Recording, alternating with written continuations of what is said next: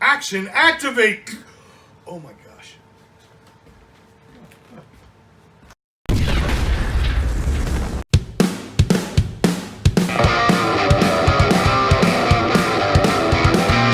we come, there they go. Evil runs, 'cause they know we're super soldiers. We got cool clothes. You real smooth, and you see our pose. Action, energize, mask on. Time to ride. Combine, grease ties. Hey, what's going on? What's happening? Hopefully you can hear us. If you can, please let us know. If you can't, well, please let us know. I, of course, am Gazbot, and with me as always, The Dawg Defender. that's right, and we're here talking action, and we want that action to activate, because what is activating? Beast Morphers. After months and months, Finally. and months, we finally get, We're back. episode 9, which is that even part 2 of season 1? Hey there, Real Babu. If you can hear us talking, please let us know, because sound is always an issue. But would this be considered part 2 of season 1? They say mid-season, but I'm going to consider it part 2. part 2? Well, so you think that from here on, we're good. We're good with sound. Thank you very much. Hey, Dolly Girl. And hey to everybody watching live that isn't speaking, and hey to everybody watching and recording on Hello, YouTube. hello. Welcome. So, for those that don't know, we started this show right around when Beast Morphers, the current season on Nick, after Hasbro acquired the rights, started. And we were like, well, we'll review the episodes as they come out. Then after 8 episodes, with like a couple weeks missing in between, it was like, what, 4 months? And so we had quick. Yeah, it was longer off than it was on. Yes. Hello, Matt Candleclaire. Welcome aboard. And so we did a bunch of interviews, and we did, games, and we did vintage retro reviews. But now finally, we are back to what started the show with episode 9 of Beast Morphers. So let me go to the Ranger show. The other thing, again, for people who are new, I am Gazbot. I am an artist who, among other things, does Ranger art. So I'm going to put up here. I talked about it last week when we were reviewing a Ninja Steel episode, but I didn't have the video ready, so I do have it ready now, and I'll go ahead and clunk it right. If I could clunk it, can I clunk it? Clunk. There it is. Oh, it's already in progress. Let me restart that. All right, so this is the Ninja Steel red art that you may have seen me put up, but this will take about an hour, which is roughly how long the show is, and by the end it'll be the finished product. Now that didn't take me an hour to draw. That was more like 3 or 4 hours, but it's condensing the time.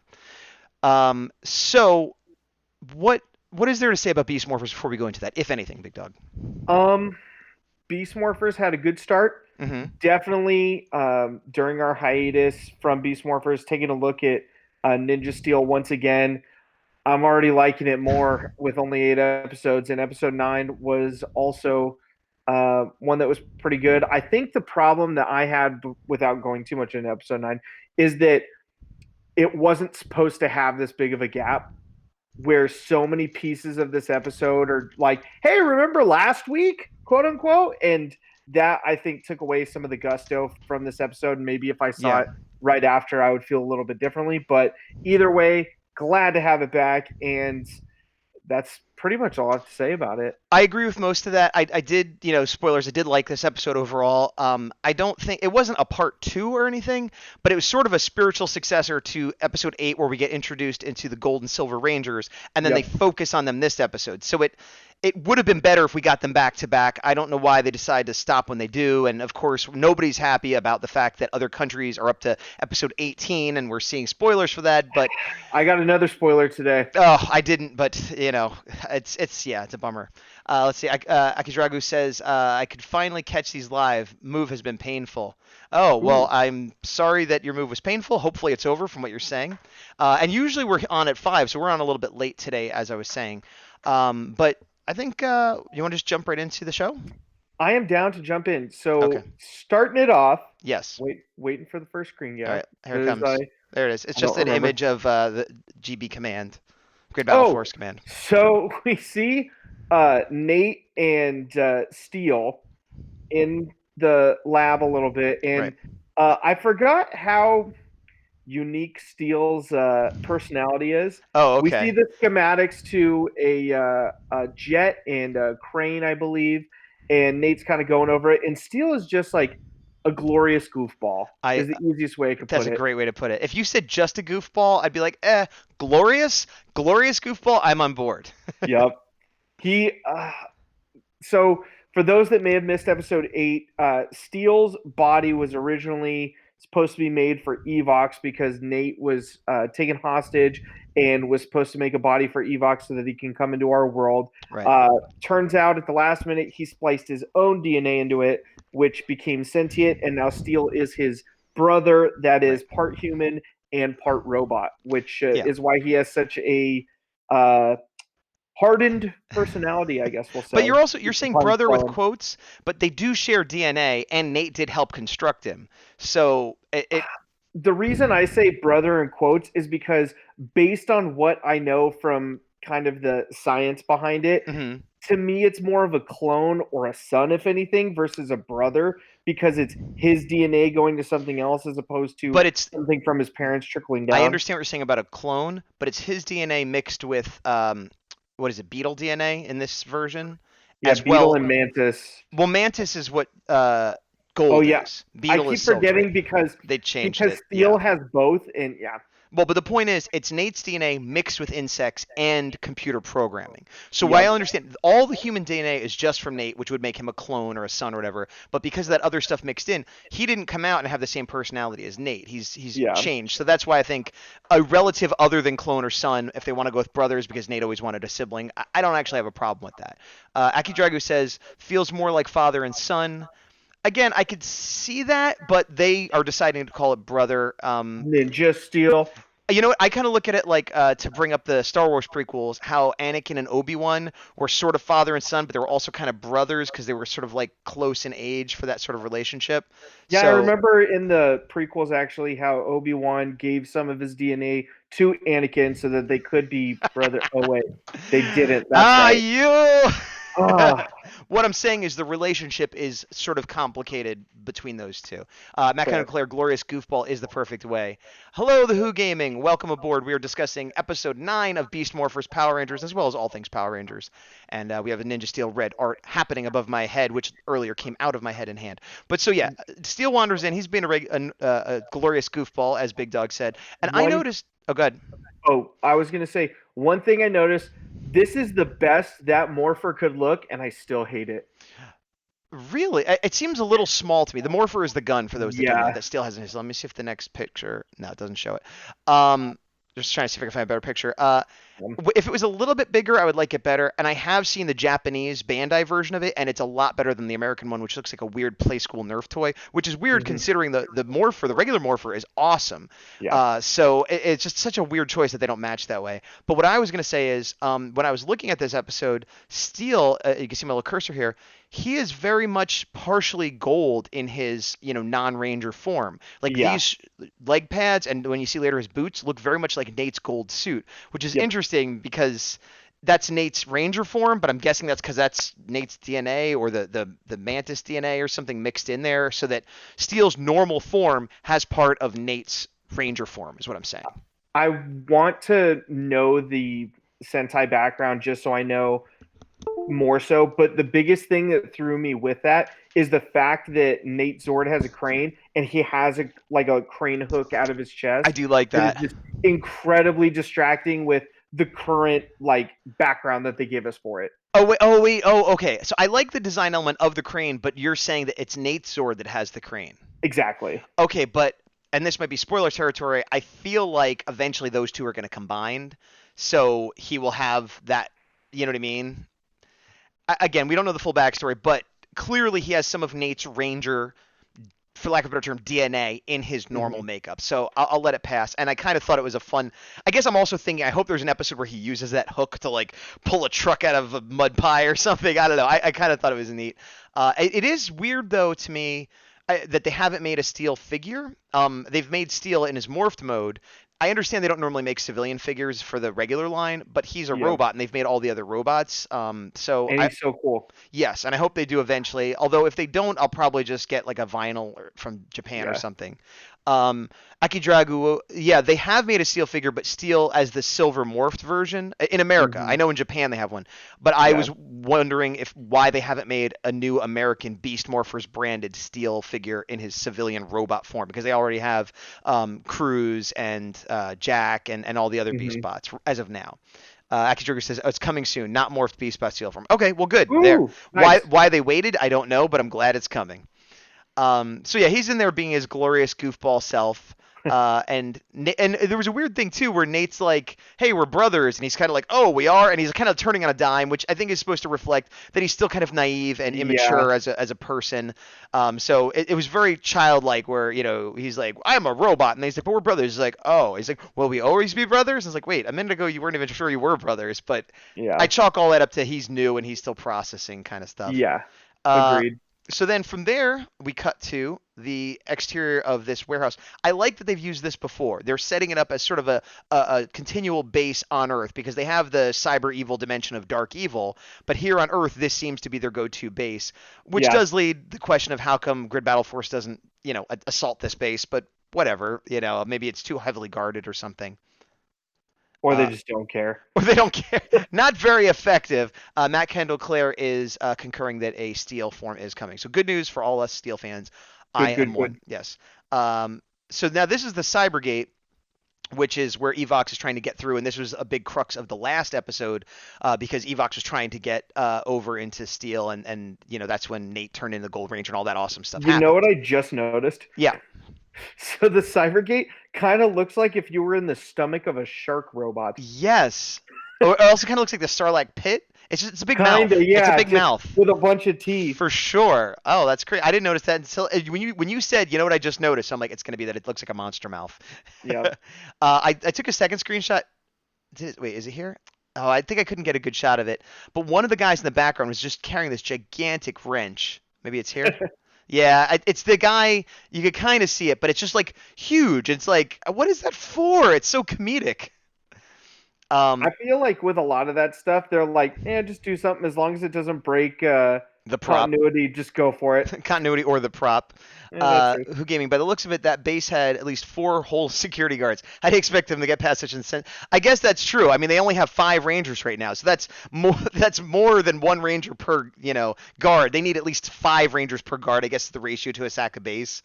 And then Akidragu, they probably didn't go back to check whether Evox people left or not. Yeah, it definitely is a little bit of a snafu on the part of Grid Battle Force, which is weird considering other Ranger teams are a lot less organized and a lot less, Grid Battle Force has commanders and a chain of command and scouts and support staff. So you would think even if the Rangers themselves had to go to class or do whatever they had to do, they'd be like, okay, our scouts are monitoring it.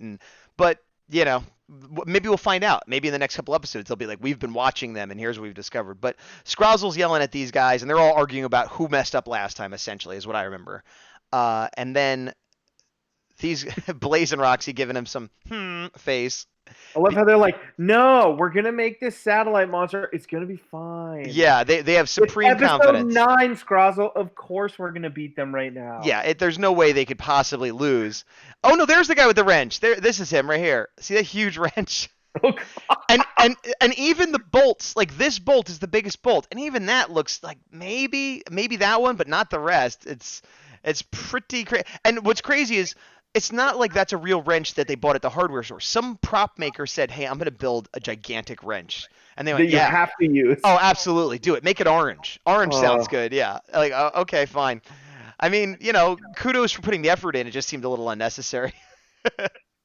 And okay, I'm just checking chat. So here they are, and this is where, again, supremely confident, like, Scrozzle, come on, get out of here. I'm going to take this, receiver from a 1984 television and turn it into the best monster ever. And then we pull this out and we put the oh my gosh, I'm totally blanking on the stuff they use. Morphex, thank you. And so it zaps it up, and of course now we get the new monster whose name was it, like Radartron? I took notes actually. I forgot my notes. I think it was like Radartron or something along those lines. Satellite Sam is getting ready to pick up. Satellite Sam. I think Satellite Sam is probably a better name, but brothers, I can't find it. I did make a note from earlier when Steel was being a glorious goofball. He said Nate was saying something to him, and he's like, quit bugging me. Is that because you have mantis DNA now? And it was a stupid joke, but I laughed because I'm like, Yeah, because I he know. quit bugging me. I'm like, oh, that's kind of mean. But then it was like, oh, he wasn't being mean. He was setting up a terrible pun. I'm on board. Still better than the last episode. Antennatron, yes, still better than the last. Antennatron is the name of this one. The design is all right. It's kind of in a vacuum. I think it's kind of a cool looking robot. I wish it wasn't green. I could take it or leave it. It kind of reminds me of King Joe from Ultra 7, if anybody's seen Little that. bit, Because he's yeah. got these panels here and he's got kind of no real face. But the antenna part is like the weakest design element of it. But it's there and I could take it. And, I would like a figure of this guy just because he's cool looking. And then, of course, they have the antenna. But now here's the thing. They basically say that. What do they say? He's going to be able to tap into any of their communications, and that's going to allow them to win the day. Which, as the course of the episode goes, it does help them, but it's one of those things where, like, why would they think that would, like, they happen to get some transmissions about Rangers being alone, but I don't know, it just seems a bit of a stretch that they assume that's going to win the day. No, if we get the drop on them at all times, we'll win. Yeah. Real Because Babu. knowledge is power. G.I. Joe. Ninja Steel? Oh. The Real Babu. It's not easy being green. True. Kermit the Frog said that, and he is a wise sage. Yoda didn't say it, but I'm sure he would agree. Green, not easy being it is. True. Bigdawg is. What's funny is I was trying to sound like Yoda, but I feel like I sounded like Michael Scott in The Office being Yoda. And Cookie Monster at the same time. Cookie Monster. I had another note. I had his design half and half. Oh, that was okay. So now this part was a little weird because Steel was like, I'm going to go. I don't remember Steel's voice now. I'm going to go. What does he sound like? He's kind of heroic over the top, but not quite ninja. I will go do this thing. That sounds good. So he's I will go do this thing. And the thing he's going to do is beat every game in the simulation and just like really train up. And Nate's kind of like, hold on. Let's not get the bugs out of your system. Let's like run you through some paces. And then Steel's like, well, you need to work out too. So why don't you go for a run and I'll go with you? So it's like, okay, I guess he's encouraging Nate, to train as well. But then after they go on this run, Steel's like, boy, I can see why you humans like to run. I feel great.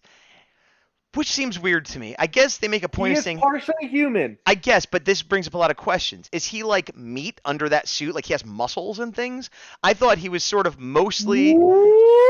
That is a plot hole that Bigdawg is describing. Akidragu, the Japanese version of Steel's body parts attached on Japanese version of Nate's Ranger form. The Japanese version of Steel's body parts. Oh, so some kind of power up. That's interesting, but that doesn't explain. Well, that might mean that he's totally robot in the Japanese version, but. Given that in this he's at least partially human, I took it to mean that he maybe had some DNA in kind of like Data from Star Trek, where he's a android, but he has sort of organic components, but they don't look like human components. It's like fluid and things like that, where you open it up and it's like a white brain with like weird fluid and lights, and so that it's like a bioorganic thing, but it makes it seem like he actually has a heart or lungs or muscles or the sort of things that humans have that would benefit from exercise. I feel like he's like one upgraded level above Cyborg from Teen Titans. Or downgraded, where he's less human. Depending on how you look at it. You're going with robots are better than humans. Fair enough. Yeah, and we'll move on from there. I just thought it was worth mentioning. Akidragu says, it's actually Akidragu Wu. I think that name has changed slightly. Let's say he's a biomechanoid, synth organic biomechanoid, I guess. I'll go with that. Science. Yeah, science. So then, so they have that little chat. Then they come into this room. He's like, "Oh, let me show you something." Boom. There's the crane, and the other one's, I believe, a jet of some sort. I don't know if they name it anything other than silver and gold. Crane Zord and Jet Zord. Is that the actual official names? No. Okay, because I think they name them after the insects they turn into. But anyway, we get this cool shot. Zord and grasshopper? No, it's beetle and mantis. Beetle and mantis. Because it's supposed to be beetle and stag beetle in Go Busters, right? But they changed it. Matt Claire, the Wrecker Zord and the Jet Zord. Thank you very much. So you're close with the Jet Zord at least. But again, I love these shots where they are showing us the scale and it's like sort of an epic reveal as opposed to just in the middle of a battle they show up, which is a little bit less exciting to me. I had one problem with this. What's that? The thing that I boasted for the early episodes is taken away in this episode of, oh, something new is introduced. We don't get something new right away. Oh, we get 2 new Rangers. What do we get? 2 new Zords. It's true, but Rangers usually come with their Zords. There's not usually the fact that we had a whole episode where they had no Zords is more than we usually get. Well, not only that, we only had the Racer Zord. Oh, you're right. Yeah. Yeah. Ninja Okay. Steel. Yeah. Point. Bigdawg. So they're Thank looking, and it's hard to see, but up here is Ben and Betty working. Which yeah. isn't relevant just yet, but very soon will be. So then the general comes in, who is Ben and Betty's father, but he's also a commanding officer. I think he's over the Force commander. I'm forgetting her name, but so he's like the big muckety muck. And as is a common trope, he seems more goofy and less competent than their immediate commander. I hate him. I am not a big fan of his. I 100% don't like the character whatsoever, and he has 0 redeeming qualities. Here's his redeeming quality. He cares about his family, and Ben and Betty are these goofballs, and he loves them, and he gives them a chance, and that's his redeeming quality, is that he's a good family person. To you. Well, you're saying that's not. I'm not. You don't have to like him, but you don't think that's a redeeming quality? Because he doesn't always do that. In this episode, we will get to it. The fact that they still have jobs despite their mess ups, and they keeps giving them chances, and whatever level of effectiveness he has, he is the leader of like a force for good in the world. So as a person, he might be annoying or whatever, but he is a commander of a good force, and he does try to help his children and give them chances to excel in the world. So I agree that he has annoying qualities, but to say he has no good qualities, I don't think is accurate. Everything he does in the episodes that he's in are things that set back Grid Battle Force every time. If you look, 2 for 2. 2 for 2? We will go into the rest of this episode. Spoiler alert, he's wrong, and I hate him. Wow, and I hate him. No, it's a podcast thing that I know from a different podcast. Okay. But in the last episode that he was in, I'm trying to think. I remember they snuck off in the woods and had to like go against what he wanted. And if Ben and Betty didn't have to sneak off on their own and could have had the Rangers go or gone with the Rangers, it would have been totally fine. Oh, it was when the bad guys had their big Zord that they were powering up, and Ben and Betty found it, and he was like, "No, you have to go do this other thing." And that's what happened where they got captured because they went in alone, and then the Zord still like wrecked everything, and only when the Rangers went were they able to kind of have a chance. And Red Ranger was the only one to get away. So you're saying that he did a really good job in that episode? I'm saying that he was awful. All right, so you hate his guts and you wish he would die. Moving I on. didn't say the latter, but I do hate his guts. The guy next to him, that stack of pink paperwork, when Nate is basically like, "Hey, we got the new Zords ready to go," and he's like, "You've got to fill out all this paperwork," further proving your point, unfortunately. Not that there might not be paperwork to fill out, but it's ridiculous, not only how much of it there is, but the fact that in this advanced digital everything where they have sentient robots, they have to do literal paperwork. They couldn't fill out a form. But we know why. It's because they want to set up a joke later. Fine, whatever. And it's because, as we saw from previous seasons of Power Rangers, you know, the jokes are important. Why do people recycle? They don't. So that you have a joke later. And it's like, oh, let me go through this recycling bin. Oh, it's a bomb. Yes. How did I possibly miss this? I will say, though, that well, we're about to have a joke I don't like very much. The recycling, the paperwork joke in this I like better than the recycling joke in Ninja Steel. And it was less crucial to the plot, which I think is yeah, I liked. Look, this episode was better than the Ninja Steel episode. Can we agree on that? Oh, he's so angry at me because I don't know if you guys know, Operation Overdrive is the Bigdawg's favorite season, but like a close second is Ninja Steel, and that's coming recently. Like we weren't even really sure, but he's really started liking Ninja Steel recently. So there's that. So anyway, Steel pulls out his gun. Both of these things are lies for new viewers. Steel pulls out his gun, and I don't know why, but I knew he was just going to fire into the ceiling. And so he immediately fires into the ceiling. And then dirt comes down on Nate, who's like, "What are you doing? Please stop that." The face acting. I knew you were going to get that. Yes, yeah. Oh. So meanwhile, we hear a noise from up above of people who got scared. And, of course, it's Ben and Betty. And they're like, "Hey," oh, no, I'm sorry. They didn't get scared. They're like, "Hey, what's up? We're up here cleaning. We're getting the Crane Zord all ready to go. This is totally normal because we do every job there is, pretty much. We're kind of like Clint from Ninja Steel, except we stick around and don't want to quit. And don't want to quit. Yeah. But they, of course, lose their balance and they start sliding down, knocking this guy off. Now, I know we end up seeing them land safely. I don't know He's that we dead. see. Yeah, he's probably at least broke his legs, if not dead. He's 100% deceased. Yeah, probably. Which again, good character. The father lets them slide with manslaughter. So they slide off the edge. Now, we were talking about last episode how you don't like when sometimes not the wire acting, but when the Rangers sort of look CGI, like they're just like this, and a computer moves them across the screen. I feel like that's the effect they went here. I don't get the impression that they went down a slide and then green screened them into this. I got the impression that they kind of did this and then they just moved them. It looked a little awkward. Also, it's weird that they'd be able to. This joke I did not love. Everything about it I didn't. The Yeah. other thing too is like, if you want to make this joke, I'm not condoning it. Why is there a vat of bubbles? Yeah, I'm guessing because again they're washing it. But if the vat of bubbles is a mile and a half away, like what? It's And there's no clear hoses attached to it. no, it's very Everything contrived. about it is awful. They said let's find a way to dump them in a vat of bubbles, which they could do. But this was just so forced and contrived. I dig their antics. This time, and again, not the actors, but whoever wrote this scene, try a little I harder feel like, next time. yeah, it's like a guest writer where they're like, Yeah, oh, certain things I like what they do. Oh, why did they do this out of literally nowhere? yeah, I do like that explosion. Like, yeah, again, the fact that they fell in the suds doesn't bother me. Just how they got there. Actually, Dragon, the guy is dead. So they pop up. I do, however, as much as I hate how they got there, I do love that when they land, they're like, that was awesome. I want to do it again. This is great. Because you don't expect them to pop up with huge smiles on their faces. Yeah. And Betty especially, she's like, ha, ha, ha, ha, ha. Like, she looks out of her mind. I did enjoy that spin because I didn't expect that. Yeah. And so then Nate's, you can see the paperwork again. I think he's still reacting to them, but then he's paperwork. I got to do all his paperwork. He's unhappy. That's the other thing that I don't like is everything you said about the dad caring. I don't remember him doing anything other than to them when they literally like almost fell to their death. Well, I mean, that's sort of the cartoon physics of the world that Power And Rangers then exist in. He hands them the paperwork. Hey, are you all right? By the way, Right. thanks for being my notary. Well, that goes back to they do every job. He gives them a chance to.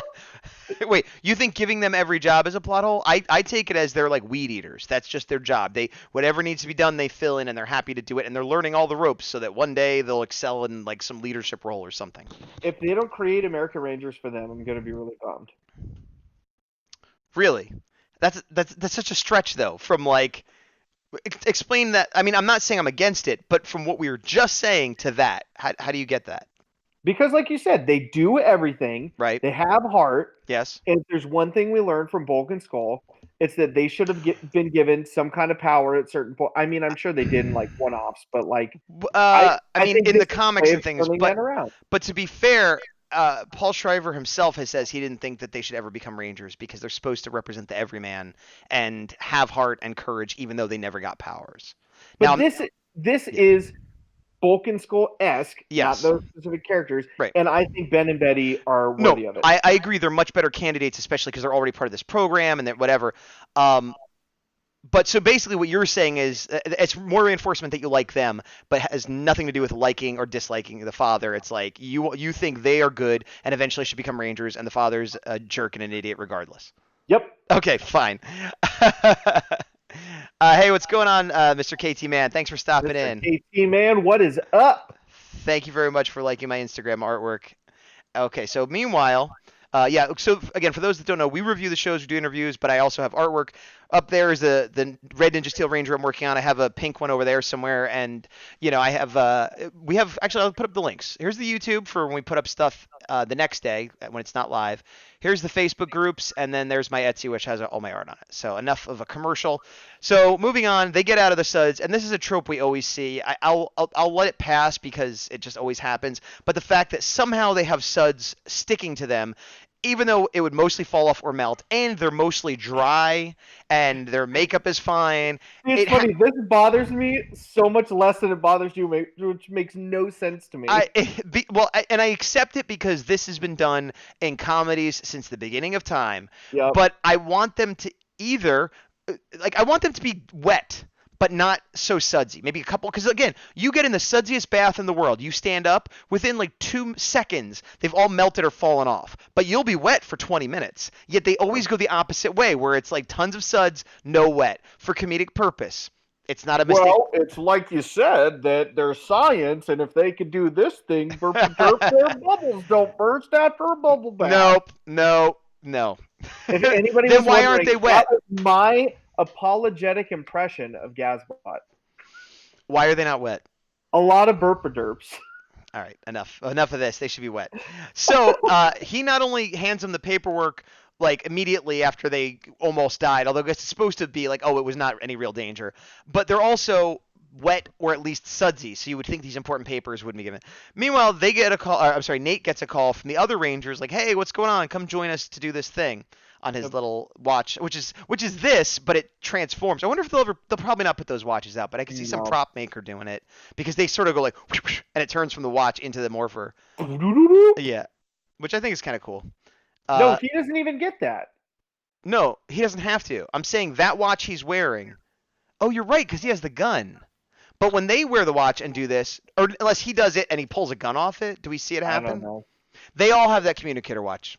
All I know is you tempted me with a screenshot of Satellite Sam and Roxy. All right, so we go back to Satellite Sam and Roxy, and of course, now that they're using the communicator, they're like, aha, we know where they're going to be. Let's get over there. We've tapped in.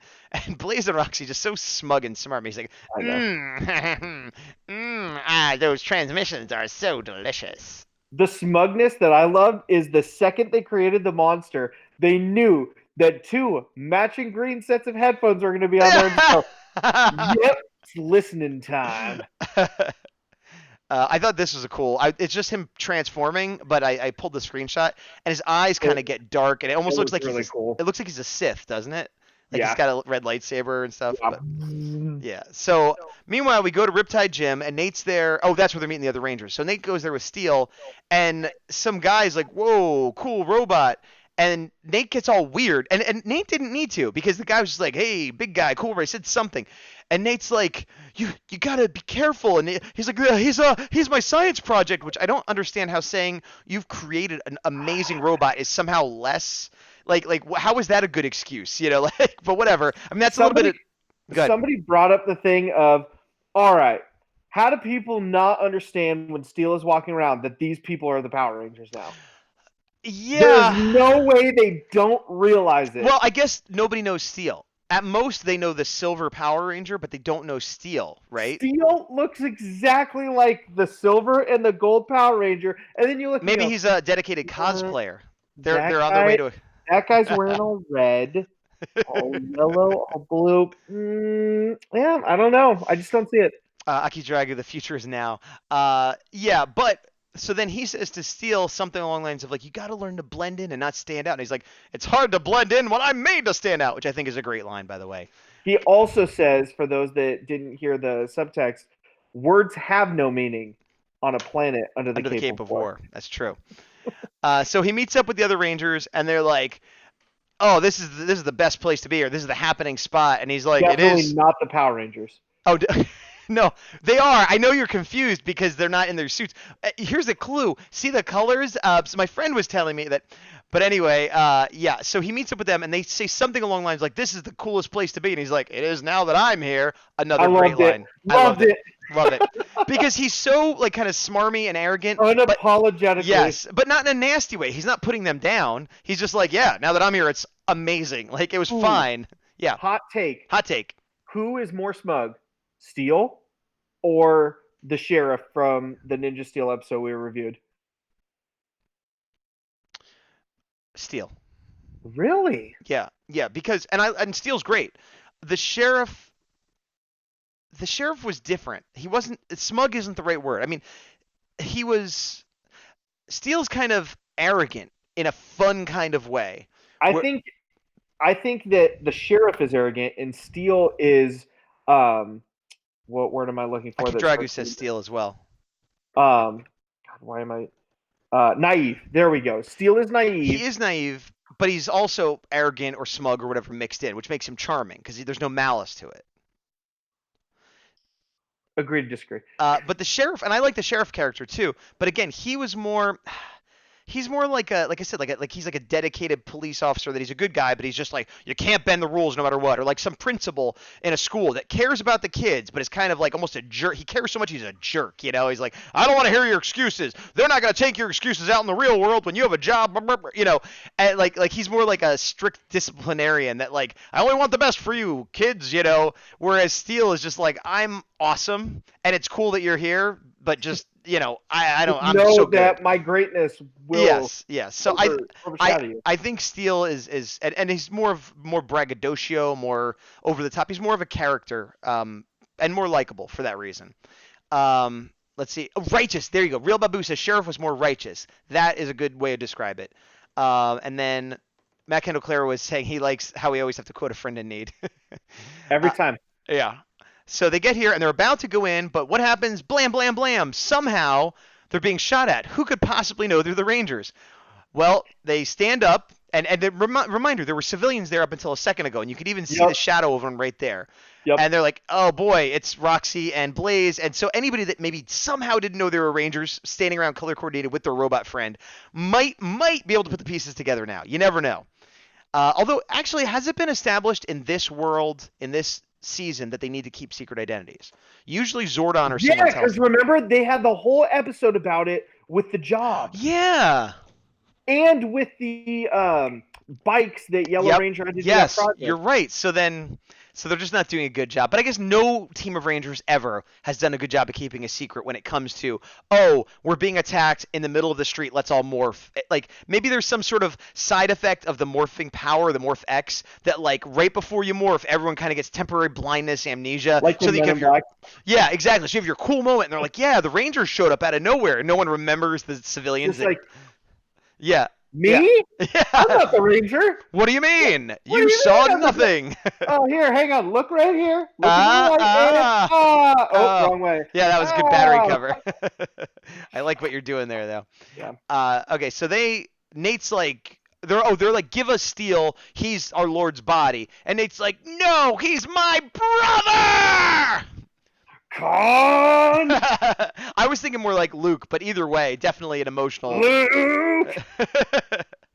So then they're like, Tronics! And then the Tronics come flying up. And it's weird, this framing, they're really advertising Riptide Gym. Now, I know this is like a fake gym, but I would almost believe like this was like Sports Center, New York City. Like it feels like product placement, even though I don't know, it's weird. So now we have a civilian fight, another good civilian fight. The Ninja Steel civilian fights were decent, but again, the Beast Morpher civilian fights have continually in a bit more. Yeah, they're definitely and you see, I know they have stunt doubles, but often you can really tell that it's the actors doing the stunts themselves, which is not a requirement, but is nice, especially early on to like really establish them as the heroes.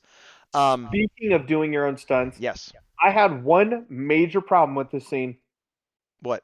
Nate, who 2 episodes ago they said, you can't go outside without one of us, is now beating a small handful of Tronics. You're not wrong. That is storytelling, though. No, he didn't just. Wait a minute. Did You're absolutely right, but I'm wondering, had he been training? Do we see episodes of him training, and they're like, "Hey, you still can't go out," even though he had never trained. They made sure he was in the lab at all times. He was too protected throughout all of the series, and then literally the last episode, or it was either 2 episodes, where he got kidnapped, Yeah, and it was like, oh yeah, you can't be trusted because if you're kidnapped, then you'll make a body for Evox. Oh, you got kidnapped and made a body for Evox. Too bad you couldn't fight. You literally just got captured away. I can fix this. Well, first, let me hit chat. Real Babu, Neuralizer, that's from the Men in Black thing. And then Aki Dragu, or maybe people are nice and they don't report their identity when they see him. That's true. It could be that because they do establish that there's a lot of good people in the world that maybe they're just like, well, you know what, I don't need to. But in other seasons, like I've been watching Dino Thunder finally, and a big plot point is that the comedic characters are reporters really trying hard to find the Ranger's identity. So even in the worlds like this, there's got to be somebody that wants to know. And Bulk and Skull try to find it, and like very often there's that trope. But now back to the Nate thing. We're looking at Zoe right now, who has the rabbit DNA infused into her to become the Yellow Ranger, right? Mm-hmm. She does, in her civilian form, a lot of kicks and jumps and rabbit-like moves, and we've seen the same thing with your favorite, the Blue. He has like the gorilla strength moves, and they even have weaknesses related to that. So this could be a standard Ranger trope of the civilian, somebody like Billy, for example, who wasn't a fighter, gets the powers and is immediately stronger and knows some basic martial arts. That seems to be a standard Power Ranger trope, that if you or I got it, all of a sudden we're better fighters, even in our civilian mode. On top of that, they have explained that their DNA is literally changed and infused with this power. So whatever ability he had before, in addition to the Ranger bump up, he gets the, Mantis DNA fighting ability. So that's my explanation for why he can now fight. So why didn't they explain it like they explained the other three? Because they knew they already explained it and it didn't need anything. No, because it's a huge plot hole that no one thought of but me. I don't think so. But they all get their moment to shine, and there's a lot of indications that it's face. Going back to Nate here, he does some pretty cool kicks, and it's very clearly I don't know, I didn't get a good shot, but Abe, I forget his last name, but the actor, it's very clearly him doing it. Yep. And I don't know how much martial arts he knows in real life or if he just trained up for the scene, but it definitely, whether you think he should know martial arts or not, it did a good job of making me believe, oh, he's doing this. He now has this ability even if he didn't before. I agree, and that's why it made me so frustrated that they made a huge point of going, you are a worthless fighter, don't go outdoors. See, but they didn't necessarily. You're right. But I will, again, I think the real answer is he's a Ranger now and he's got his DNA change and he can fight. But they were more worried about he's more important as a scientist, as the brains, whether or not he can fight. He's super important as a component of the team in the science lab, and they don't want to risk losing him more than, hey, you can't fight. I thought of how to refute your previous statement. Okay. So you said that they don't need to explain that them being infused with this DNA makes them more formidable fighters. Yeah. So Nate now can fight and fights off Tronics. Yeah. He has to save the partial robot with DNA that theoretically knew how to fight beforehand. No. I see where you're going. No, you're wrong. Two fights. No, because watch. Look, Nate is fighting 1 or 2 Tronics, tops. And Steel is kicking butt fighting 1 or 2 Tronics. Then he's fighting 1, 2, 3, 4, 5, 6. They're dogpiling him. So it's not like, oh, Nate is a stronger fighter than Steel. No, Steel is the Michael Jordan, and they're having the whole team guard him. That's what's happening. And it's really weird that I made that reference because I don't even know sports, but that makes sense, I'm pretty sure. So, yeah, again, he's fighting 1 at a time, and he's holding his own, and then he runs over. And the reason he's fighting 1 at a time is because Steel is fighting everyone else. I'm still refuting. You're wrong. Point Gazbot. Point Gazbot. No, I just showed you photographic evidence that Steel was fighting 5 or 6 of them. Yes, but he should be the one that's able to do it. If he has the Beetle DNA, he could just curl up and be extra tough. Now you're making up things. He should be the tank out of everybody. He is the tank. Every other Ranger is fighting 1, 2, maybe 3 Tronics. He's taking 4, 5, 6. He's not being killed or defeated. He's just like, he's tanking him. He's like, oh, I can't. And then they want to kidnap him. He's not being defeated. He is the tank. He's literally the tank. That's what the tank does. He absorbs the aggro. Let's take a minute to look at chat. Aki Dragu, you and I had a great thing going until your last comment. Gazbot wins and has better reasoning. Thank you, Aki Drago. Rodriguez, I thank you for that as well, but I just pulled it up. But that's the actor's name, who I like. He seems like a really cool guy. Anywho, I pulled this up because this is where the credits come, and they've now added him to the credits, which I pulled this one for that reason. And then they also added to the credits this mode with the claws, which we haven't seen, but we've seen on toy shelves. We've seen now in the opening. It's one of those unfortunate spoilers that we know he's going to have this, even though it hasn't happened yet. I feel like that's a weird way to use them. Yeah, the one in front looks like he's punching like Wolverine, but the other one, it does look like he's kind of holding it like sideways, like this. They both are like that. I think he's holding them like shields where the claws are at the bottom, as opposed to holding them like gauntlets where the claws are up front like Wolverine. You might be right. It might be an awkward position. We'll have to wait and see how he actually uses them. If I'm right, then I'm going to be just as mad, if not more mad, than the blaster that's used for the sword. I'd be less mad because that blaster for the sword is stupid.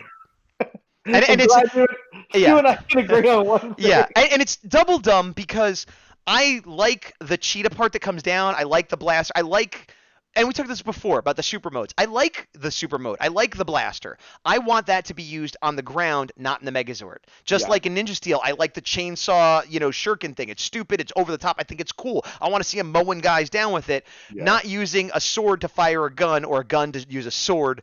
It's such a just switch those weapons almost. You know what I mean? Yeah. Like, all right. So anyway, go one ahead. quick thing from this screen cap. The way that Nate is behind him kind of makes it look like he has a cape, and I'm super down for it. Oh yeah, that would be. It gives me Magna Defender vibes. Yeah, exactly. So Nate comes to, and again, like you said, he does knock them all off. He isn't instantly defeated. Nate comes to his aid, but he's tanking it. He's not beating everybody at once, but he's able to just that is what a tank does, So Nate comes in. You are already right. Just move on. Okay, so we got Blue doing some kicks, and again, looks like it's the real actor to me. We get Zoe doing some kicks because she's a rabbit. This is very cool and reminiscent of Sheriff Skyfire in that episode where he did that hip shot in the episode we reviewed last time.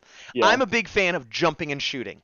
Don't know why, but and they've done it as far back as Mighty Morphin. You see Jason like, yeah, something about it is very fun to me.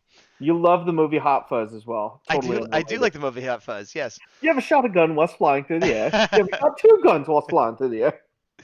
Let's see. Matt can clear the Cheetah Beast Blaster for the Zord sword is definitely ridiculous. Yeah, and again, it's not that I dislike the design. I dislike the way it's being used, and it just seems odd. Real Babu, no capes from Incredibles. Mm-hmm. True, but we've already established in this world capes can be used, but probably shouldn't be. I don't know. I'm a sucker for capes. Just watch out for the Cape of War. Because under that, words have no meaning, especially on this planet. Yes. Your garments will betray you. We sent no we sent no such transmission, or we received? We sent no transmission to the likes of you. So now everybody's hiding behind a car. I want to point out this battle has been going on quite a while with nobody morphing, which is pretty impressive. Mm-hmm. Because it's showing the heroes, using their own abilities without relying on morphing, and B, a lot of American money being spent. So good job, Hasbro. Also, I think they couldn't use the Sentai footage from this episode very much, because you never see Roxy and Blaze morph in this episode. Huh. Yeah, good point. Because when I said he was morphing before, he was actually teleporting. They teleport the whole episode, and I noticed because I love seeing them morph, and they didn't do it once. That's a really good point that I didn't pick up. I wonder what was going on. Yeah, maybe it's because, and we haven't seen Go Busters. Well, I've seen no Go Busters. Have you seen any, Big Dog? I've seen a crossover movie. Okay, so you've seen a little bit more than me, but maybe because of the way they introduce silver and gold in the Sentai is so different that for the first episode or two they couldn't at all use that. That's my assumption there. That's my assumption as well. All right, so meanwhile they get back to base because the bad guys basically run away. They didn't get Steel. They failed. They've defeated him without anybody having to morph. Good job. And now we have the commander, and they should burn all of those medals. They're worthless to me. Now the commander gets upset because he finds out, oh wait, Evox wants to use Steel's body, and this is a threat and whatever. And Steel's like, well, that doesn't sound good. And he immediately, this is where he's a jerk, right? He immediately is like, well, decommission him and lock him up because, he's just a piece of equipment. And if he's a danger, we don't need him. And you know what we should do? We should lock up our most valuable assets and never let them outdoors, because that will most definitely help our cause. But if those assets could be turned against us, we'd be more vulnerable than ever. 2 for 2. Yeah. He is 2 for 2 being a total dingus. Hehowever, the writing, the structure, the way they're setting up the story, it is good that he's being this way, which is here's a redeeming quality for the actor, for the character being in the show. You might not like him, but this allows everybody, all the Rangers, Ben and Betty, to be like, no, what are you talking about? He's our friend. He's a Ranger. He's Nate's brother. None of them had to be the bad guy. We didn't have to have the Red Ranger, but usually somebody on the team's like, is this a good idea? All the good guys got to be good guys and united immediately. There was no, hey, how do we know? They're all like, no, you're wrong. He's our friend. Stop being a jerk. And so they had to have a nice moment here. Got to have a nice moment. I would have appreciated, with all of that in mind, if they got a off the record help from Ravi's mom of all right, you guys should go do this thing because I can't sanction it, blah, blah, blah, blah. Yes. She's just like, go kill your robot. I agree. I agree. It's unfortunate that she didn't say that in front of the general and then be like, look, I'm looking the other way, kind of. Aki Dragu, most of the episode is entirely American footage, that makes sense. Matt Kendall Clare, indeed, it definitely took a while with the fight, but it's so awesome seeing the civilian fights. I agree with that too. That wasn't a complaint. It was more no complaint. yeah, wow, you almost never see this. And then the real Babu, the medals came out of Cracker Jack boxes. So there we have it, the secret revealed of look at that. Yep, that one's for Cracker Jack caramel. This one's for Crunch and Munch, and so they're all against him, but he kind of pulls I'm the commander. I don't care. You do what I say. I'm losing this argument, but I'm walking away. And and then you're right. Here she's like, she's a little more sympathetic. She's like, look, I'm sorry. I don't agree, but orders are orders. And it would have been nice if she gave a little wink and a nod. But she leaves. Or she's like, I'm going to go somewhere. Yes, yeah. Enjoy the rest of your day. So Steele's like, oh, well, this is terrible. It was fun being your brother for a while. And he's just kind of like, I guess this is what's up. And, and they're like, no, we're not doing this. Get in this crate, which just happens to be here and fits you perfectly. And even makes note of it like, good thing. Yeah, it was super convenient. Barely an inconvenience. So then he gets in there, they wheel him out, and they're out of the base. And so now we cut back to Ben and Betty, who don't know what's going on. They're upset, but they weren't part of this plan. And we start this shot with this worker woman, and she's shredding papers. And I was even knew right away. It's like, oh, yeah. And if you don't know, because if you're younger or don't follow comedy, maybe you don't know right away. But then it's like, why are we looking at this woman shredding papers? If it's not for the setup for a joke, it makes no sense. And then shredder station. Did we need that? Also, I have a shredder. I've used shredders. They don't shred paper like that. Those perfect squares are very weird. No shredder in the world shreds like that. It's usually strips or cross-cut. It's weird. It's weird. It's very, again, kind of like the setup to the other one. Now, this one, I like the joke a lot better. It pays off better. But while I usually praise the prop department, not a fan of the way they did this. Things Gazbot will apologize for. Literally everything except for the way paper is shredded. Look at this paper shredding.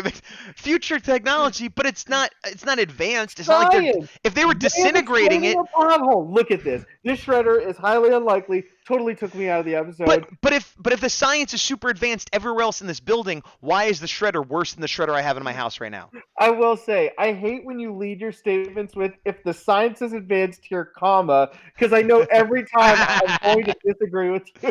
So you think this is fine? I don't. Yeah. You don't care. If the science is advanced, it's in squares. Who cares? Squares is not advanced. How do you know? Oh, you're just doing this to make me mad. I'm moving on. I'm actually half doing it to make you mad, and half honestly don't care how it's shredded.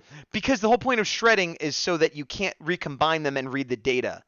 That's the primary reason for shredding. Otherwise, you just throw it in the recycle bin. So if there's sensitive data on there and it's squares this big, you could sift through it and put it together pretty easily. The smaller and more complicated it's cut, the more it's doing its job of protecting the data. Clearly, they prove later that it's not so easy to put it all back together, Gaz. It's not impossible, though. That's my point. It's doable. If it was more advanced, it would disintegrate it. It would be laser. Oh, you shut up. All right. So here we cut. Going back to the show. This is gonna be. Wow. We're already almost an hour. So we gotta get cracking here. So here he is about to smack her for doing a bad job. No, that's not true. I just caught him at a weird angle. I don't know what's going on there. And he's talking to her about the papers. He's talking about his dance class. Yeah, well, you got to put the steps up here. So they come walking up with their big stack of paper next to the shredder, which we, of course, here's another thing. All the paper she's shredding is yellow. And earlier I'm like, it's weird that all that paper is pink. Now we know because we have to know that the pink confetti shredding is going to be theirs. So I also noticed. Yeah. I commend them with how fast they got through that stack of papers. Oh, that was amazing.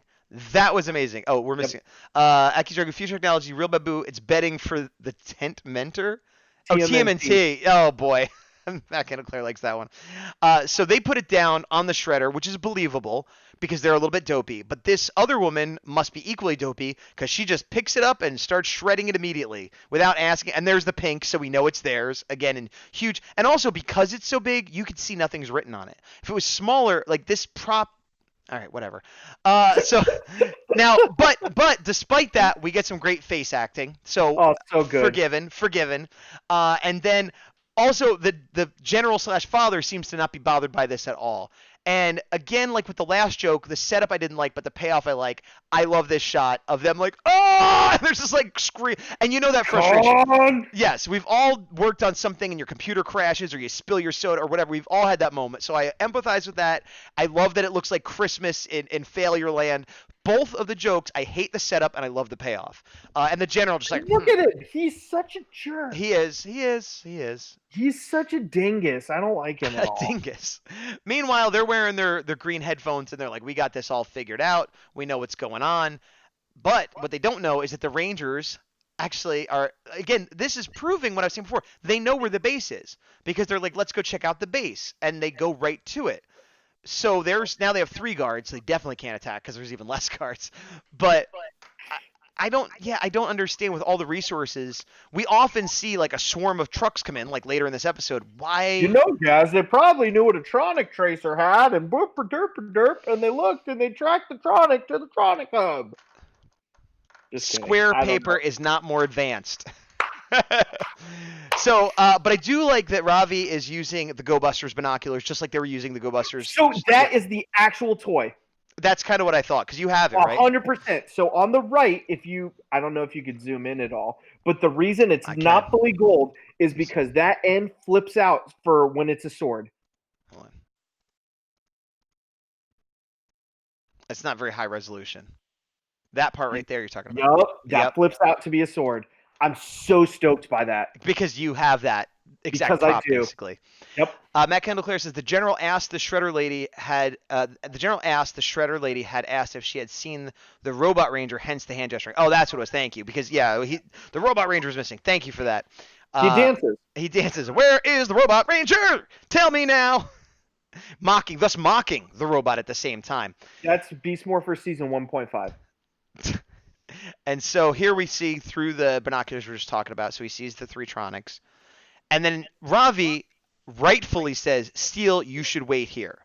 We're going to go in. You are the vulnerable one. You could get attacked. We're here to protect you. I think you should wait behind. And I think he's right. Yep. Okay. I expected I have to. Yeah, I know. Okay. Now this makes a little bit no sense to me because Ben and Betty get there. Oh, right after they get there, all the Grid Battle Force trucks arrive and catch them. Even though they couldn't assault the base, they can catch their own Rangers. Ben and Betty are with them for some reason, fine, and they're like, quick, let's go over here, which all makes sense. I thought they were going to be like, I have an idea, let's hide, let's spy, some Ben and Betty plan that would fail. I Yep. suspect there is a cut scene here because we don't see what happens, and then when we see them later, they're already caught.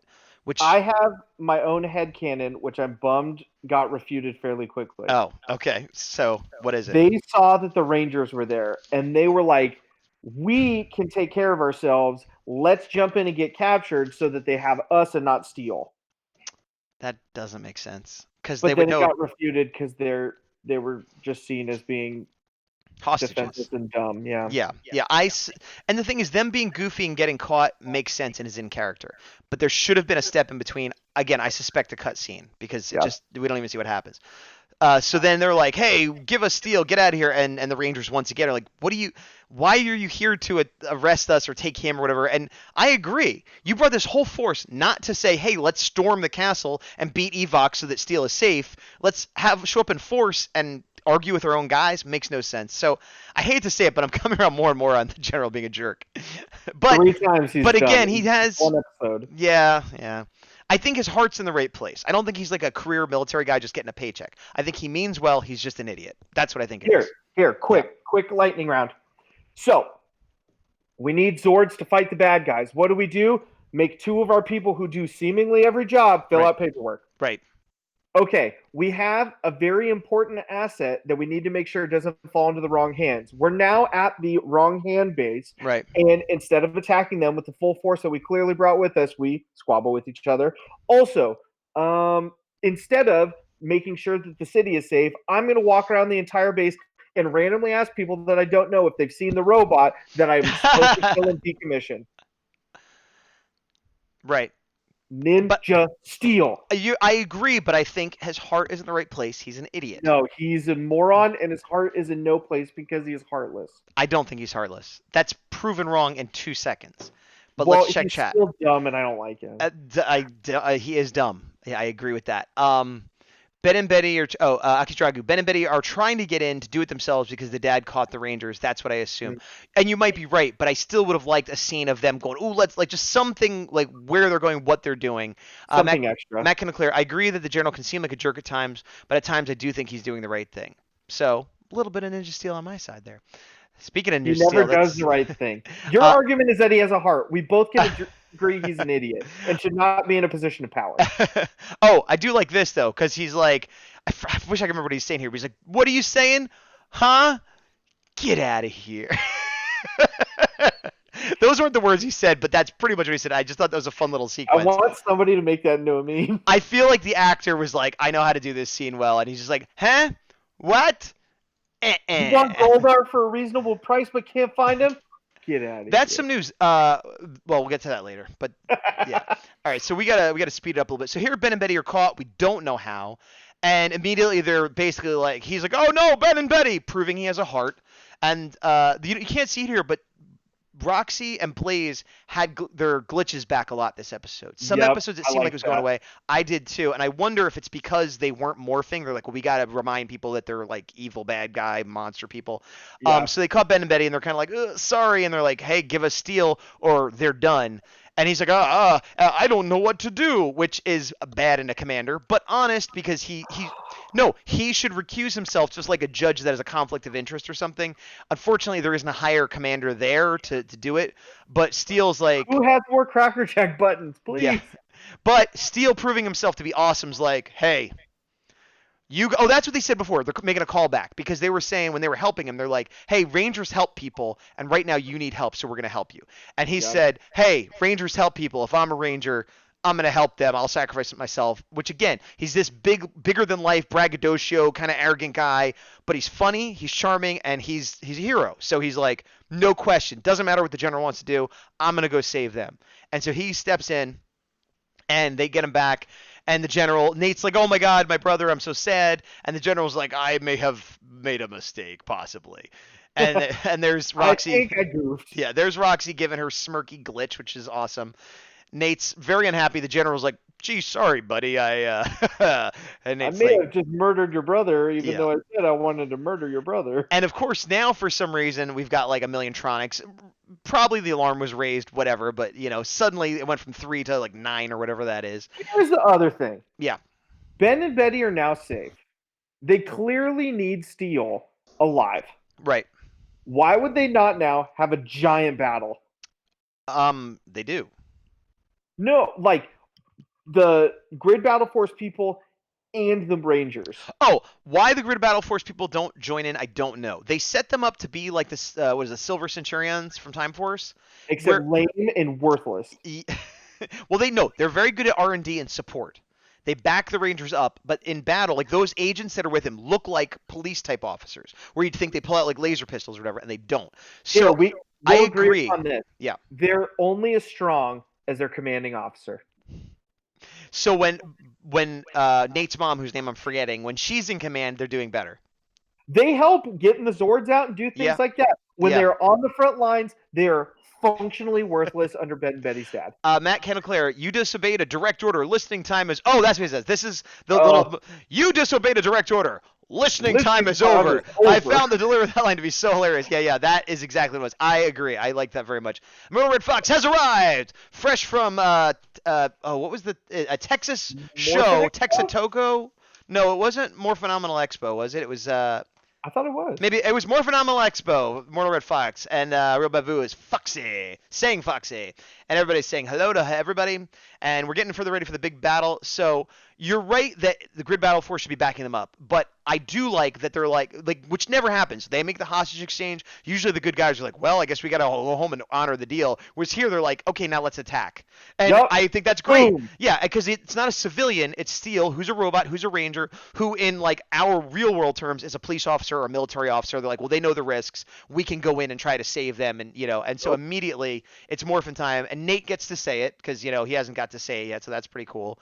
And it's morphin time. I put this in because we haven't seen Nate. I don't think we saw him do the secret. No, I guess we did, but not in the group setting. And so you could see he's got his mantis in the tornado, which I don't know if they had these fire. We did not see this actually because I am just realizing this right now. Yeah, we saw him transform, but not in this way for sure. It was more of like a flash transformation. And I never checked to see if this is Go Buster footage or not. I think it's American only. This certainly is American only because he is not a mantis in Go Buster, so that's cool. And then there's the transformation, and boom, battle ensues. So this is the big battle. You're right that it is weird that all those Grid Battle Force employees are standing there like, should we engage, sir? Nah, let them handle it. I mean, even if they're not physically powerful, if they could be snipe shooting like the Silver Centurions would do, would just sort of lay down covering fire. So that is a very good point, but I still give them credit for immediately attacking and not worrying about honoring some stupid deal with the bad guys. Meanwhile, back in the base, Steel is getting prepped to have Evox go in him, and time is kind of clicking down, and I'm looking at this and I'm like, wow, that fight's going to have to wrap up really quick because Evox, you see the energy level start hitting him really quick. And look, Yep. here it's like almost completely engulfed his body. And I'm like, oh, they're going to cut to the Rangers coming in any second. And look, it's almost down to his feet.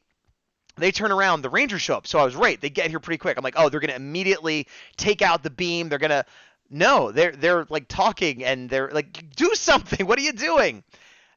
But it doesn't matter because it's too late, quote unquote. But I guess Roxy and everybody feel the force of like the energy explosion or whatever. Yeah, as boom, Steel lands with energy flying off. Oh no, he's Evox. Wait, Evox is still there. What happened? Well, of course we know that Steel like sort of like antibodies in him because he's a human basically kicked him out. So I like that. I like that for once the Rangers were too late. They tried to break in, but Steel is basically part human. It's more proof that he's, you know, more than just a robot. It's more proof that he's connected to Nate. And that part of him just let him just, no, Evox, you can't just take me over. I'm not a mindless machine. I like everything about that. Yep. The other thing that they're probably not going to do anything with, but when he like isn't taken over by Evox, his eyes stay red for a noticeably long time. Yes. I'm really hoping it's an Easter egg of like, oh, he's infected. Oh, remember that weird Cobra tattoo in Lightspeed Rescue? Oh, look for Dupe. Like something like cool. A vulnerability has been created. Yes. I would like that to come back. I would prefer. I mean, if it's a normal, like, hey, it's a vulnerability where they can somehow take control of them sometimes, fine. But what I would prefer is that it corrupted him a little bit, where he gets like angry and strong, but he turns evil, like a dark side to him, where he's not Evox. He's just like, oh no, you can't lose control, buddy, kind of thing. That would be kind of cool. Like what they do with the Blue Ranger with his like gorilla rage. Yeah, but not exactly that, but similar. Yes. No, but better. Yeah, written way better because Steel's a better character. So Steel pulls out his sword, which I think is awesome, and he's like, and again, decisive action. He's not like, let me fight Scrozzle, or he's like, we need to destroy this gate that has been a lot of problems. So before anybody does anything, he doesn't wait for the Red Ranger. He's like, no, I'm okay, guys. I'm just going to quick destroy this gate. I don't know why you left this standing. We've known where it is. Boom. Gate goes down. Evox gets sucked back through here. Explosion. They go flying. Still has time to yell at Scrozzle. But yeah, Steel is just awesome this entire episode. And he's unmorphed when he does all this. Yeah. Because of his costume. Yes. So then, you know, they're Antennatron, Tronics, you take care of this. Satellite Sam and Tronics are getting in there. Right. But they are going to leave because, as you said, there is no morphed footage of them for this fight. So they take off. Now everybody here is morphed. Again, Steel's still not morphed, which is interesting.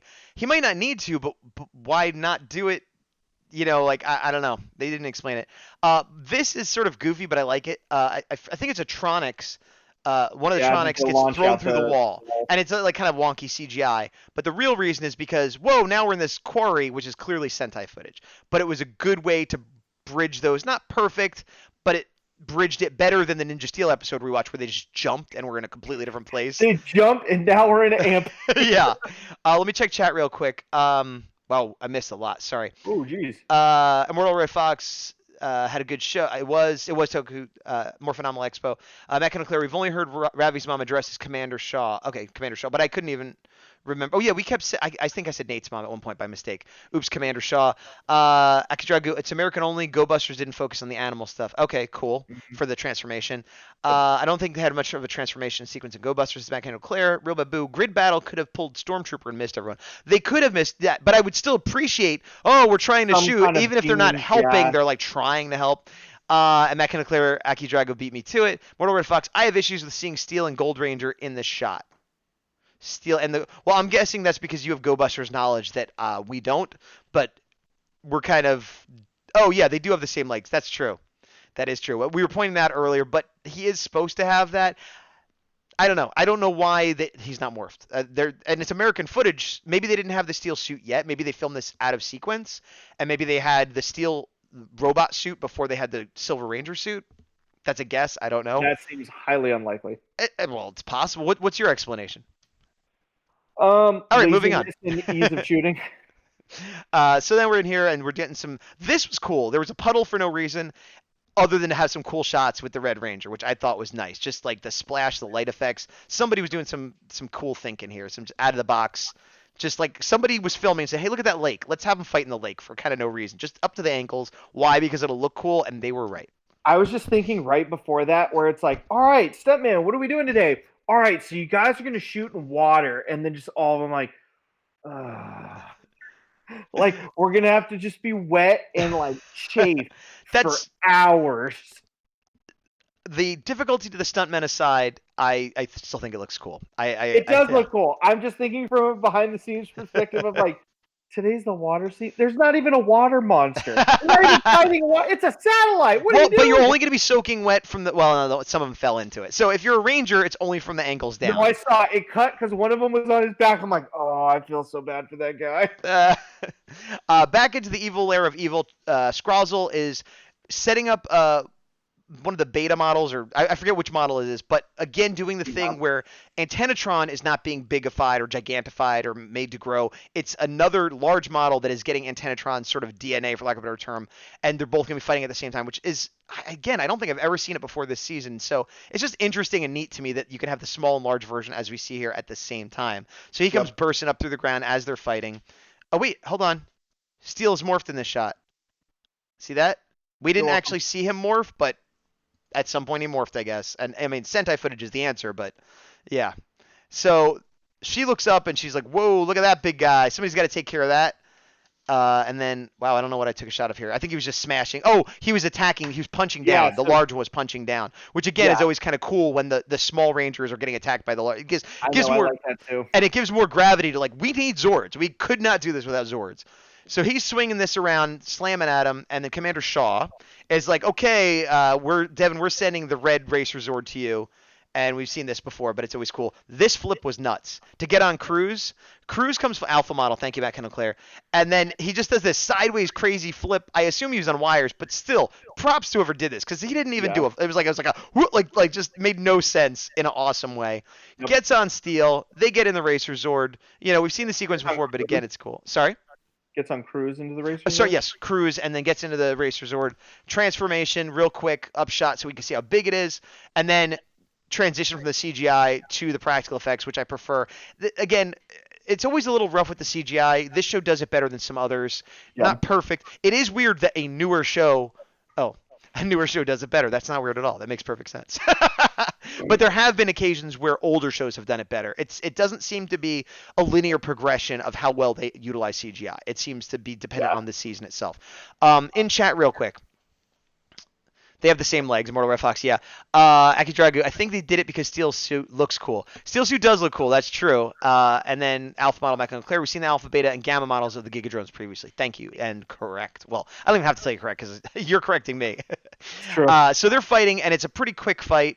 And then Antennatron shoots at these two little podlings, which become like secondary battlers, and you can see Steel down there on the ground. They said, fighting I think it was like Supertronics or something, or Gigatronics. That sounds right. And so we see Gold and Silver look up. They're fighting small Antennatron. They look up. They're like, oh no, he's in trouble.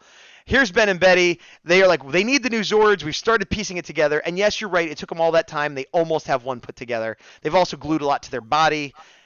That bothers me less than the Suds, but still makes no sense. Whatever. Static electricity, maybe. Gigatronics is correct, Defender. And so then he's like, you know what? Forget the paperwork. Just send it out. Which is weird because the lesson he learned was, Steel I am wrong. Don't do as I say. Yeah, he didn't learn the lesson of Steel is family and whatever, and we got to stand by our arrangements. It's like, I'm always wrong, and suddenly I trust Nate's designs. And he's not wrong, but he didn't learn that lesson. He just but you're right. Wrong, and that's why. He learned the lesson, I'm always wrong. Yep. So he's like, okay, we're sending him out to you. And so I'm assuming Mortal Red Fox prefers this shot because they don't have the same legs. And you can see still fighting going on in the background. You can see the blue and yellow took over fighting Antennatron. Great continuity because they were otherwise, how were they having this conversation? So here comes the Jet Zord and whatever the Crane Zord is called is just we were told and I already forget. Wrecker Zord. Wrecker Zord, thank you. And they go through like a teleportation. They don't fly out like they normally do. They actually teleport, which is cool, which they established earlier on that that's one of their abilities. Now, for the first time, we see Silver and Gold in their cockpits, which going back to Ninja Steel, I love that they have cockpits and they're not just standing on a platform doing dances. It's so much better. In chat, real quick, Mortal Red Fox. Foxy fact. Those villain robots were called Mega Wards in Go Busters. Mega Wards? Oh, like instead of Megazords, Mega Wards. Okay, that makes sense because I guess in Go Busters they have several references to Power Rangers. I know they say it's morphin time for their in English or whatever, so that's pretty cool. Oh no, they were called Megazords. He misspoke. So it was literally calling them Megazords. So that's cool. And I have heard good things about Go Busters in general. So they're in their cockpits, and immediately they transform into their bug modes and kind of jump on the back of the what are called Megazords and Go Busters. So it is that trope of every time a new weapon or Zord comes, it's like exactly matched by the villain of the week, but whatever, it's still cool. They come in and they work. It would have been interesting if there was a problem and like Nate had gotten something wrong and the general's like, this is why we needed paperwork. I mean, but that didn't happen. He did it correctly. So back down on the ground, they're fighting the small Antennatron, and I know I'm rushing a little bit, but we're way over an hour at this point. And they so quiet. Yeah, and so they pull out their Buster blasters or whatever they're called. Buster Cannon. They get him. Buster Keaton goes down, and then back to the real action, which is the new Zords, and they're. Again, the CGI not perfect. I've seen better. I've seen worse. I like that they're putting in the rock and the smoke and stuff. That kind of helps it when you put that stuff in. But then he grabs one of the what was it? I already forget the Gigatronics, the super Gigadrones, whatever. And they're like blah blah blah blah blah. It kind of reminds me of when Thor grabs Loki. I mean, sorry, when Hulk grabs Loki and just smashes him around. And then this guy just gets crunched. So it definitely demonstrates the power of the new Zords, and they win handily. Then there's this terrible scene where he fires a gun that somehow makes the sword go, which we've covered previously. I love the sword effect. I love the digital energy. I like the design here. They don't all match. the lead up. Yes. So he hits some. Antennatron is blasting off again. We get this awesome shot, looking kind of samurai-esque with his like, huh. And Virus deleted. Villain extinct. That's a mega win. So mega win. We get back to Grid Battle Force, and we see a bunch of junk being carted into a vault. These are all the pieces of the Cybergate, which were originally stolen from Grid Battle Force. So this is bringing everything full circle, which is a nice end to an arc, which, as I say it, would have made way more sense for this to be the end of the season break, because it kind of wrapped up that whole story. Why they stopped at 8 instead of 9, who knows? They make decisions that make no sense, but we continue watching. And so then the general's like, yeah, Steel, I'm an idiot. I'm sorry. And you're a cool guy. There's a line. Oh, I forget what he says. Something like you're full of the right stuff, or you're full of moxie, or something like that. What do you remember what he says there? No. He says something like that, and then Steele's retort is, actually, I'm full of wires. Which, again, it's a dumb joke, but it's showing that as much as he's full of himself, he's a little naive and goofy. I like it. It's a good line. Shut up, Steele's great. Matt Kendall Clare says the Zord cockpits generally look so cool when they have ones where they sit down. Agreed. Aki Drago, it's Nick who makes those decisions, not Hasbro. Fair enough. Well, Nick, get your act together, because Hasbro's going to leave when their contract's up in a year or two if they can. Oh, thank God. All right, so what's going on next? We're near the end. Oh, General says something like, if I could ever give you a hand, or, we're happy you're here to lend a hand. Oh, yeah. Here you go. I have a hand. Don't love the joke. My least favorite Steel joke of the show. Oh, yeah, it was the worst by far. But still better than some others we've seen. Everybody laughs at Steel, but they love him because he's awesome. And that is episode 9 of Power Rangers Beast Morphers. Done. Thoughts? Better than Ninja Steel. Yes. Better than which episode of Ninja Steel? Yep. Not all Dimensions of them? in Danger. Okay, I was going to say Dimensions in Danger? Yeah. Yeah. Better than most that I've seen, and granted, I haven't seen all of them. But definitely hate the General. He's the worst. General Dingus McGee is not the best. He's not the best, but my hope is that, as I said, he served as a plot device to let everyone else shine and set up Steel to be the hero and a member of the team he needs to be. My hope is that now that he's sort of learned what he needed to learn, he'll be a better character going forward. Or we will never see him again. I think one of those two things is going to happen. If he comes back and is still the same idiot, I will agree with you that he's become like the worst character ever. As of now, I think he served a good purpose and he's fine. What else? The trophy stuff I didn't like, and by that I mean, oh look, new powers. Oh look, new Zords right when we need them. Oh great, yay! Like It wasn't great, but I've seen it done worse before, Megaforce. Yeah, fair.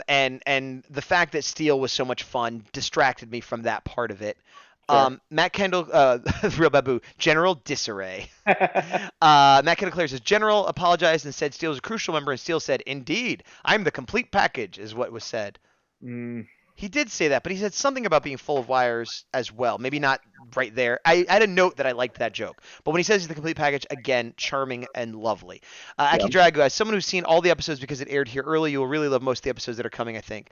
I hope so. I've liked every episode, some more than others, but generally this season, I have no real complaints. No serious complaints, I should say. The only episode I can think of that I didn't like is the one where Red and Blue were jerks and were building rockets.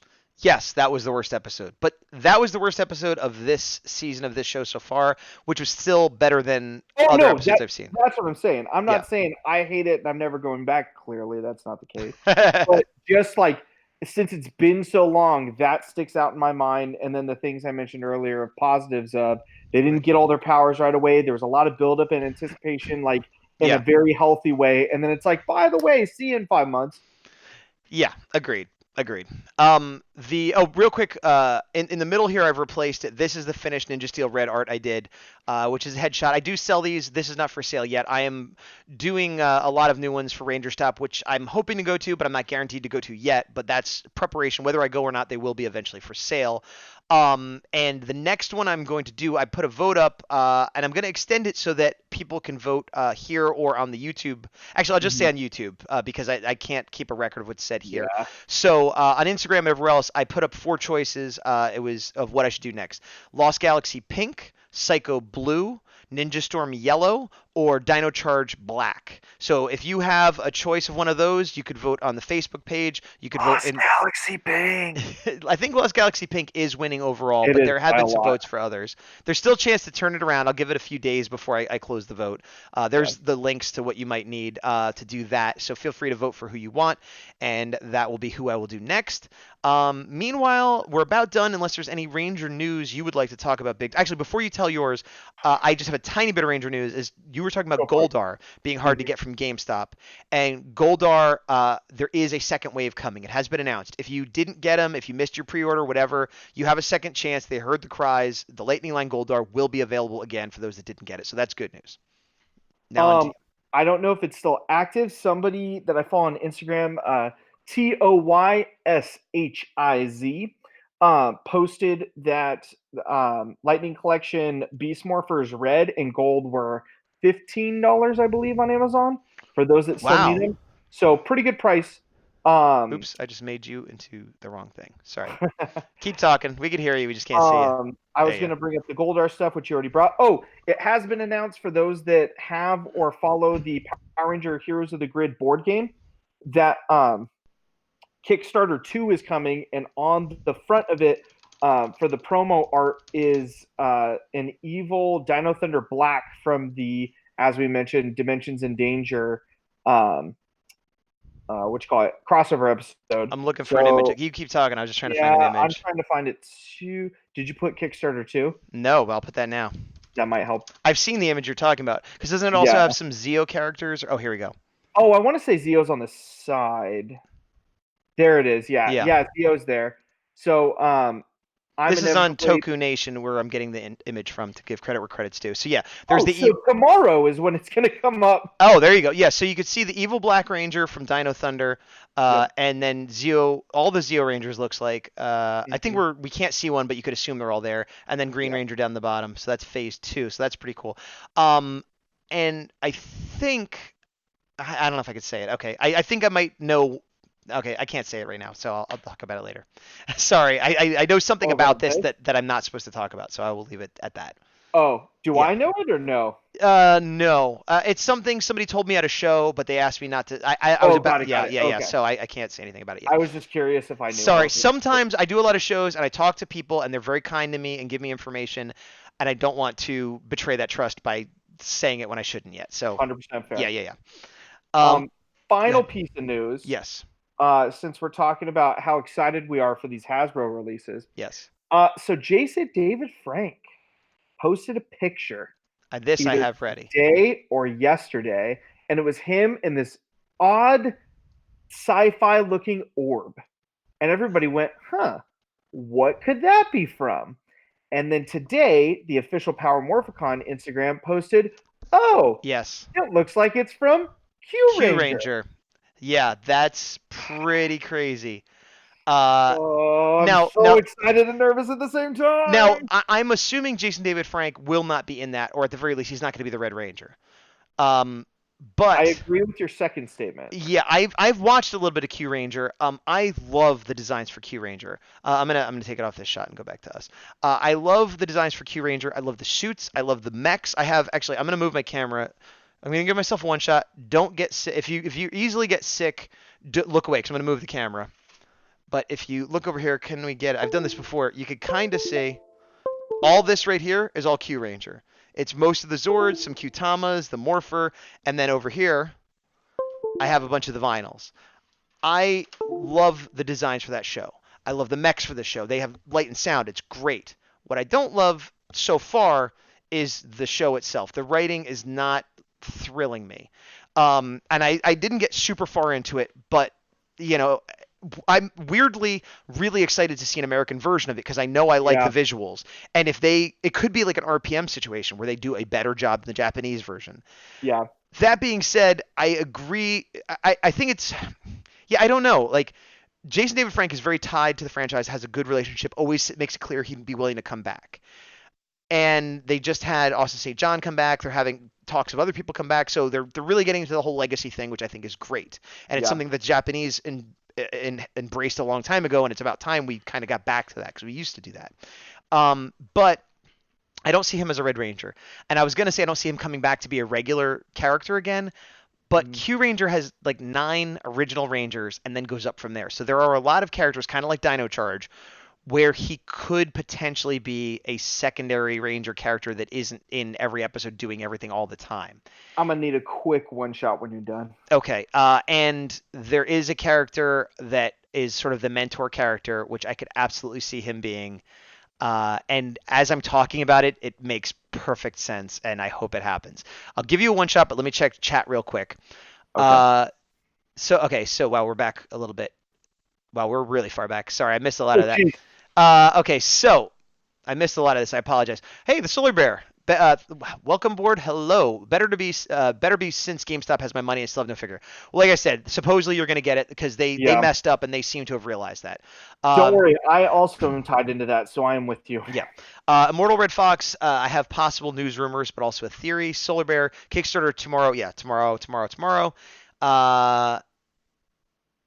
Matt Kendall Claire, so excited about the new Heroes of the Grid campaign. So everybody's really excited for tomorrow. Aki Dragu says, I think he is in Japan, meaning JDF. Yeah. Solar Bear, JDF will be the Dragon Ranger in Purple. That's who I was thinking too, to be honest. That makes the most sense, except it's tough because for those that don't know, Dragon Ranger is kind of like Doggy Kruger, where he's not a human. And I think that is a good role for JDF for a variety of reasons that I don't want to get into because it gets a little spoilery. But I like the dragon guy, so I don't want them to not have the dragon guy, so it's tough. Yeah. Silver, same guys. I spent so much money on those only to be disappointed. Never finished the show after they introduced How. Yeah, I mean, I am disappointed by the show, but I still like the toys enough that I'm not like I got to get rid of these because I just think they're really good toys. And if I like the American show, hey, I already got the toys ready. So, Immortal Red Fox says it's my theory that this photo is from his trip to Japan 2 years ago when Q Ranger was in production. Oh, that is not a bad theory at all. He also shared photos from the top of the Zyuranger green suit.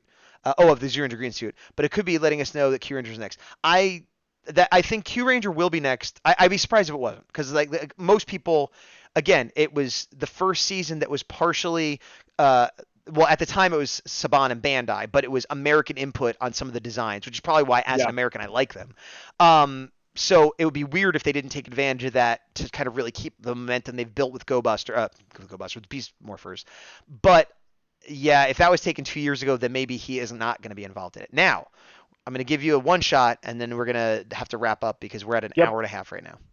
I'm with you. You got your one shot. So, all right. So he was in Japan 2 years ago to help with American influence, I'm assuming, on Q Ranger. In 1 year's time is Power MorphCon 2020, where they traditionally reveal the next season of Power Rangers and who's going to be the Rangers in it. And Hasbro, because I know you're always listening to me, the dub over for the teaser trailer that you're going to have. When you have the biggest Ranger team of all time, only one man can lead them to victory.